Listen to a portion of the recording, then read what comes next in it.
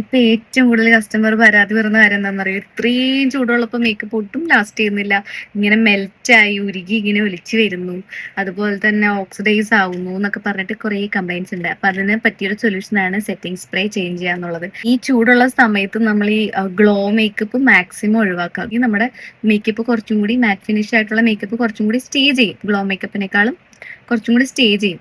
അപ്പൊ ഈ ചൂടുള്ള കാലാവസ്ഥയിൽ എല്ലാവരും മാറ്റ് ഫിനിഷ് ആയിട്ടുള്ള മേക്കപ്പ് ചൂസ് ചെയ്യുന്നതായിരിക്കും ബെറ്റർ. പിന്നെ അതോടൊപ്പം തന്നെ ഒരു അടിപൊളി സെറ്റിംഗ് സ്പ്രേ പറഞ്ഞുതരാം. കോസ്റ്റ്ലി ആണ്, പക്ഷെ ഇതിന്റെ മിനി സൈസ് അവൈലബിൾ ആണ്. നിങ്ങൾ ബഡ്ജറ്റ് ഫ്രണ്ട്ലി ആയിട്ടൊരു എമൗണ്ടിൽ മിനി സൈസ് അവൈലബിൾ ആണ്. ഇത് ബെനിഫിറ്റിന്റെ പ്രൊഫഷണൽ സെറ്റിംഗ് സ്പ്രേ വിസിബിളി നമ്മുടെ പോസ് ഒക്കെ ഒന്ന് സ്മൂത്തൻ ചെയ്ത് വെക്കും. അതുപോലെ തന്നെ വാട്ടർ പ്രൂഫ് ആണ്, സ്മജ് പ്രൂഫ് ആണ്, ഫെയ്ഡ് പ്രൂഫ് ആണ്. അപ്പൊ ഫെയ്ഡ് പ്രൂഫ് എന്ന് പറഞ്ഞാൽ ഓക്സിഡൈസ് ആവാതെ മേക്കപ്പ് അതേപടി ലാസ്റ്റ് ചെയ്യും. ചില ഫൗണ്ടേഷൻസ് നമുക്ക് ഇട്ട് കഴിഞ്ഞൊരു 10-15 മിനിറ്റ് കഴിയുമ്പോൾ കുറച്ചൊന്ന് ഡാർക്കായി പോകാറുണ്ട്. അപ്പൊ അങ്ങനെയുള്ള ഫൗണ്ടേഷൻസ് ഇടുകയാണെന്നുണ്ടെങ്കിൽ സെറ്റിംഗ് സ്പ്രേ അടിച്ചു കഴിഞ്ഞിട്ടുണ്ടെങ്കിൽ ഡാർക്കായി പോവില്ല. അപ്പൊ ബിഫോറും ആഫ്റ്ററും വേണമെങ്കിൽ കൊടുക്കാം.